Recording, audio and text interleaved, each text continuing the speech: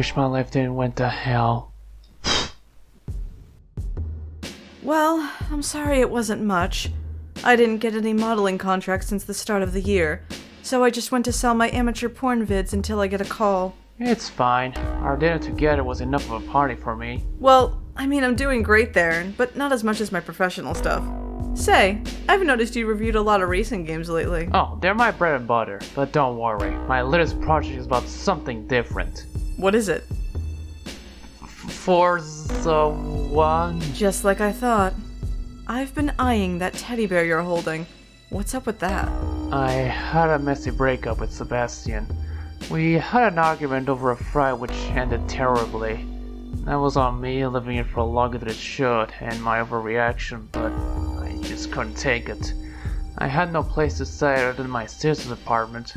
Luckily, she isn't living there anymore, even if she's paying its rent, but I'm so scared of her returning and exercising lady out of me.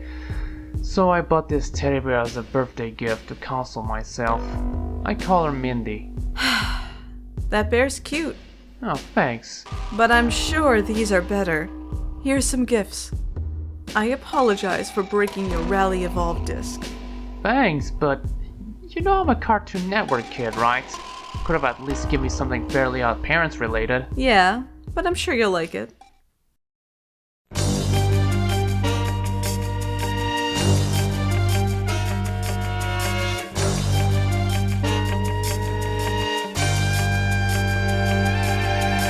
Apparently, according to this twat, this is the most wholesome game of 2020.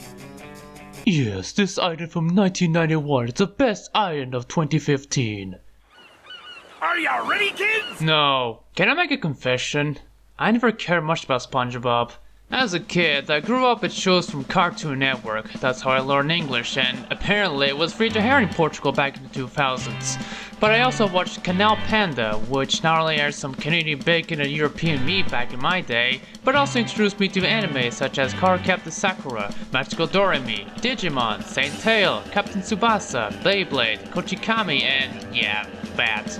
While most of the anime were dubbed in my native language, they just had the rest with Spanish stuff, especially Doraemon. ¿Qué ha sido ese ruido? Ha cambiado la distribución de la casa. Se empieza aquí. ¿Crees que podrás encontrar la salida? I don't think the channel also airing in Spain is a good enough excuse. Maybe I should talk about an anime show one day. Shit, I'm supposed to talk about Nickelodeon. There's also this show called Fairly Odd Parents, which is about, what else? A kid who has magical fairies he can wish, but must abide by the rules.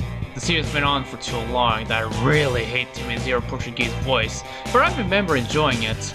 Now, that was one of Nickelodeon's cash cows, which is thankfully cancelled, but the main one needs no introduction, but I'm gonna give it anyway.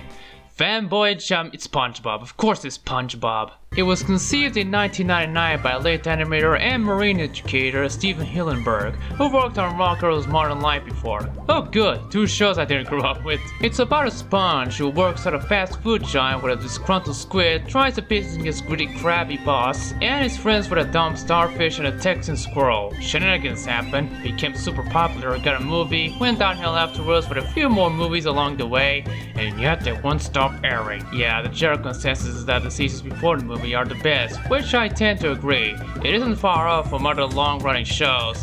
Same cannot be said about Doctor Who though, and someone's gonna go, classic Who don't count.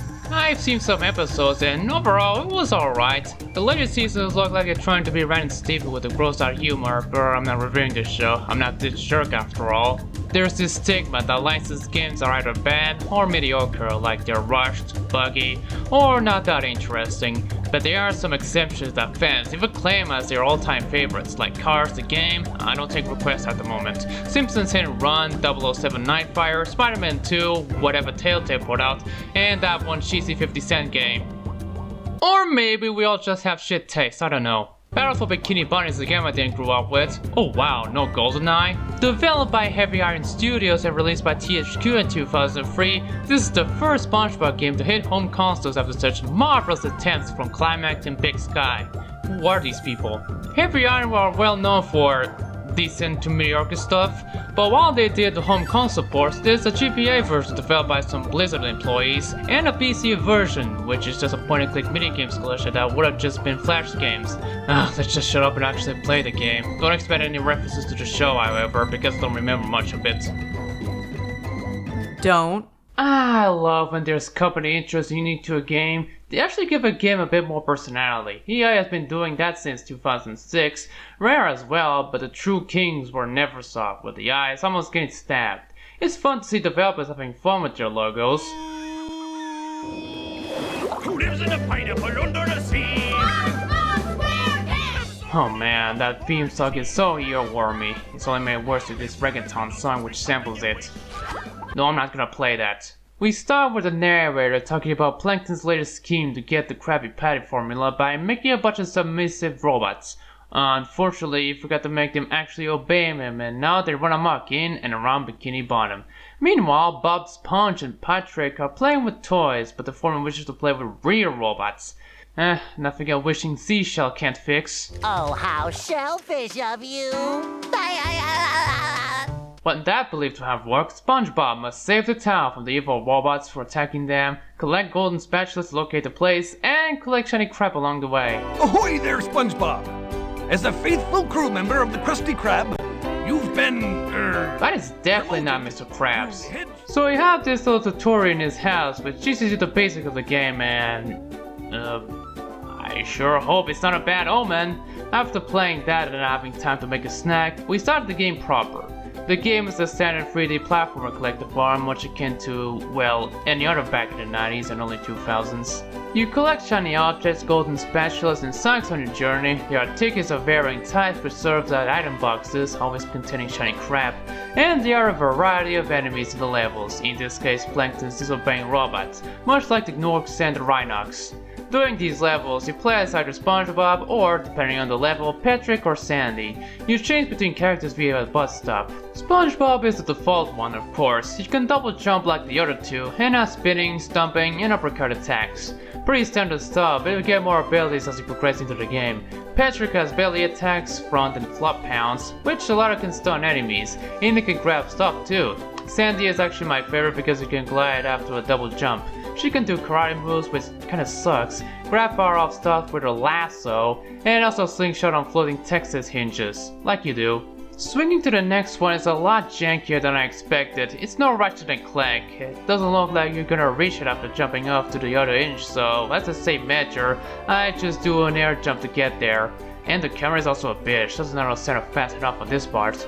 The controls are good still, and the gameplay is alright too. I like defeating enemies in many interesting ways, even if the monsoon ones are a pain to destroy them. Speaking of the camera, you move it with, what else, the tiny C-stick. Horizontally though, it rotates as you move your stick, so if you hold left, the camera shows your right side first, and there's no option to change it. I'm very used to it, despite having to readjust to the camera controls on other games like, say, Dead Rising. It makes more sense when the camera spins right when I move the stick left and vice versa. Moving swift with the graphics, they may look dated, especially the character models.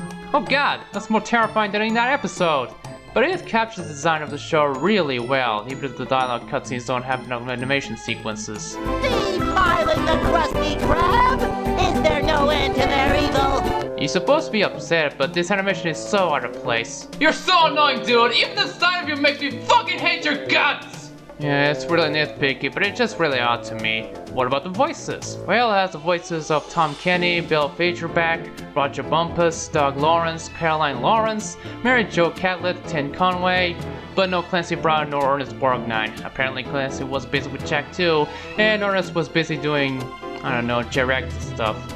Instead, we get Joe White voicing Mr. Krabs and Mermaid Man respectively. He may have done a good job, but... Look, boy! There's gold under that glass! Gold, I say! My eyes are getting sweaty just looking at it! it just doesn't sound the same, you know what I mean? You'll never get used to that. But aside from that, they did a really good job. Coupled with the graphics, and I know it may sound like a cliche, but it makes the game feel like you're playing an episode of Ed, Edd n Eddy. Damn it! I slept onto that! You don't mind if I slip onto something more comfortable, right? Oh, I don't mind. So, tell me why you're here. What? I'm telling you, explain about your problem. I am here to help. Why do you have my voice? What are you saying? Doesn't matter. Anyway, my sister turned against me because I have something inside, and your head got chopped. What a surprise. So, how do I look? Pretty sexy, despite not revealing door free yet. Still, I quite love that cosplay. Thanks. Why didn't you stop her? What is it? The past is still catching up on me. Let's talk about the stages. They're a lot like Spyro 2 and 3, where it has spatulas scattered around the level, there's minigames which earn you those, and there are NPCs you can talk to. Unlike in Spyro, the levels are divided into chunks that I have to load. Sort of like Croc 1, but much larger. Jellyfish Fields, first actual level of the game. I gotta talk about the music because if I don't, fans are gonna eat me up, even though I almost always bring it up. In general, it's quite great and catchy. The songs definitely capture the style almost flawlessly, much like its graphics. With the exception of one, it is the Jellyfish Fields one. Hot take, but I really despise it because of that goddamn drum that is annoying.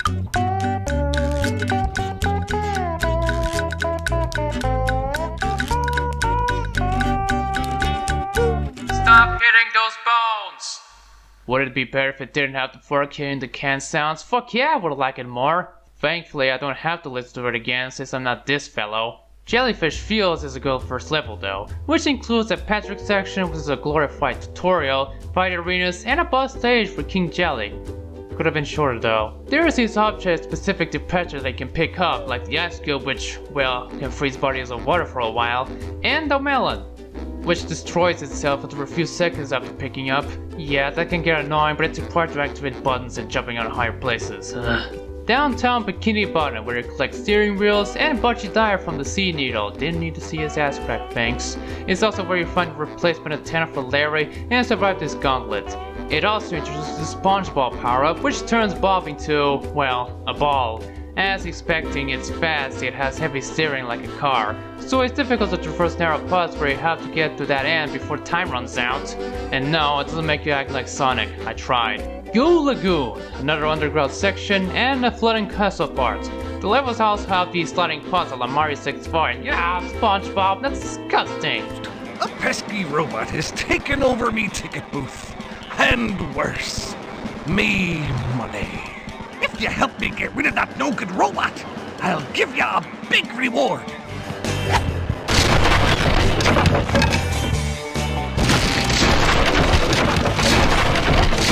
Should have known there was a catch. At least you get to play Wakatiki and Skee-Ball. Alright, got enough spatulas to get to the next part of the hub world. I have brought you two here to face a great challenge. What? Despite being filler in the first two, you have to fight a gigantic robotic version of one of the three playable characters before progressing to the next part. Here you get to fight Big Sandy, stomp on it, throw the head onto the broken scoreboard, uppercut the hit button, and you're done! Have a spatula and bubble bowl. Pressing and holding the Y button makes SpongeBob throw a bubble, and it's used for safe enemy destruction. The knock forward or whatever it's called after pressing it is just there to screw me up though. Next up, Shady Shoals, where we see that Plankton could be behind the robotic invasion. Could be SpongeBob. I'll crush you all beneath my... And now back to your regular programming. Retirement Home Girls Gone Wild. This is where you go to the Marmalade. Couldn't resist. God, this track is so good!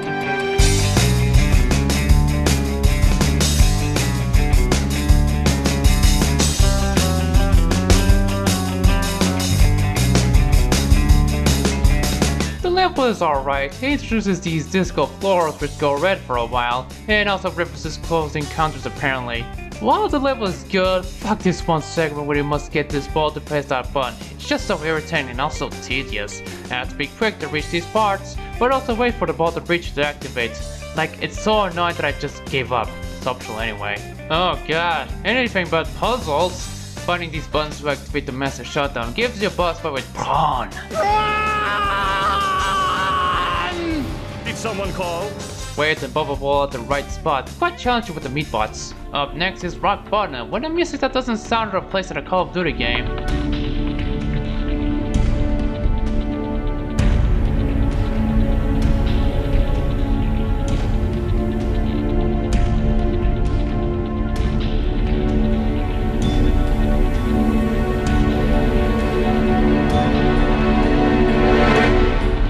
like these sleepy bots, especially when there's a tar bot behind them. I'm trying to sneak on them, but these fellas are making it harder. And speaking of making things harder, I love how the developers put the monsoon bots on these jumping parts of the museum. If I get hit by lightning, I might fall, leading me to get back up, wasting my precious time. Great level design, folks! Fortunately, there's these boxes where, if both found, can teleport you to the other side, but still, fuck them. This is where I started using save states. I also wish this game had a map system because I tend to get lost in this part. The ski lodge, where it basically turns into, Dave Mirror's BMX, I don't know. Hope you have enough shiny crabs, ski them down, get to the under courses, beat the best times, and then realize that the way to the bungee hook is hidden on your right side. And why put checkpoints in the middle of the slides? Now after I fall when trying to beat the time, I have to get down there and get in the box to talk to fellow again. Hate this. Oh, am I being too cynical on your childhood game? After that, another boss fight, this time with Bubble Patrick. Damn this spinning move and bubble bowling on the conveyor belts, always delaying his demise. I also don't like how it likes to repeat one of the Faces cutscenes every time you die. I get it, Patrick flooded the whole place again. Can I try again? Beating them gives you a new ability, Bubble Missile. This is freaking useful, especially for far-up switches and keeping a safe distance against tougher foes. As a trade-off, it has a short lifespan before it explodes, but it's alright. Kelp Forest. It is both irritatingly hard and also really tedious. The former because you have to find the 2 other tickets to activate the bouncy leaf vine. And if you mess this one up, like dying or destroying the indestructible tiki, you have to reset the thing and do the part all over again. And the latter because of finding the power crystals. You have to keep changing between characters to activate switches, grab stuff to the boss, it's just ugh. Thankfully the slide is fine, it's hard to beat Mermaid Man's best time. SpongeBob's Dream. Gotta keep paying to progress. I would complain a lot, but they're a lot better than money bags since you can get shiny objects again after dying or re-entering a level section. Good thing you have infinite lives. I hate Mr. Krabs' part. Damn these oily bastards. Interestingly, it shares the music with the Sawbust Arena Battle one, although this one is extended. The Flying Dutchman level. It includes looping sticky walls, bullshit anticipation, figure out how to drain the goo, and a boss stage with the eponymous ghosts. Getting really tired of that generic ta-da after doing something to progress. After earning 75 spatulas, you're off to confront the perpetrator. Don't you just hate it when the TV drops every time you enter? Flash! Oh, it turns out Plankton's behind all of this. What a shocker. By the way, giant SpongeBob. So Plankton fixed the problem by putting a sign up with the don't obey option, but that didn't work, obviously. Regardless if you flip the switch or not, it turns out a robot version of Plankton is controlling the robots, and now you must defeat the 2 in 2 parts. One against SpongeBob, which is fairly standard, hit the glowing spots a few times with the bubble missiles when he's stuck, confront robot Plankton, rinse, repeat. After that, the SpongeBob becomes giant, and now Bobby Sponge must get inside and destroy all the fuses. All in one go. If you die, you have to do the whole part again. No checkpoints, suck it, kid. It's possible, but I was getting tired of this whole crap, so I just used save states. Sue me. Even with that advantage, fucker keeps moving as I use the missile, and after that, the day is saved. Sort of. Roboplanktons are cloning themselves, and instead it reminds SpongeBob to complete the game. Okay, not in a fourth wall way, but you get the point. Roll playable credits. So that was the game in the barest of minimums way, but if you get all the spatulas, either fighting them, winning challenges, playing Mr. Krabs, fighting Sucks to trade 10 for 1 to Patrick, you get an alternate ending with SpongeBob and the rest of the cast singing the theme song. Which you can just watch it on YouTube, damn hindsight. Plus, if you pay 40 grand at the theater, you get a concept art gallery. Cool, money well spent. That was Spongebob Battle for Bikini Bottom, and honestly, it's a really good licensed game in a time when these were considered bad. So ever since video games were a thing, it is quite challenging in the later stages, but it makes up for fun gameplay and character. It was quite popular when it was released, and it got researched in 2016 by the speedrunning community, which prompted THQ Nordic to publish a rather rushed, but still decent remaster last year. Don't expect me to review more Nick games though. Hey, can I just get into your room and change to something else? I have a surprise for you. Go ahead.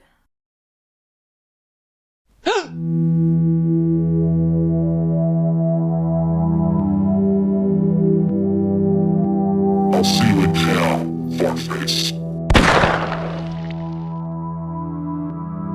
I'm waiting. How do I look, love? Really sexy. Does that hurt? It hurts. Really then? I don't often get premonitions during my birthdays, but when I do, I don't know how to prevent such tragedy. It seems I have no control over my future. They are going to be the death of me. I can feel it. I don't know how to fix the future either. First I'm being tormented by my past, then I get visions of my suicide. I've been thinking about moving out of this town. Really? Yes. Remember Ellis? I got a call from my nephew. He feels so lonely and wants physical company to get through college. It's about my sister, his mom. She doesn't bother living with him due to the way he looks. She occasionally visits him every 2 or 3 months. On top of that, she doesn't treat him well. Back in August, when I first met him, when Mandy possessed him, he's happy that I treated him better. Mandy treated him good as well, to my surprise.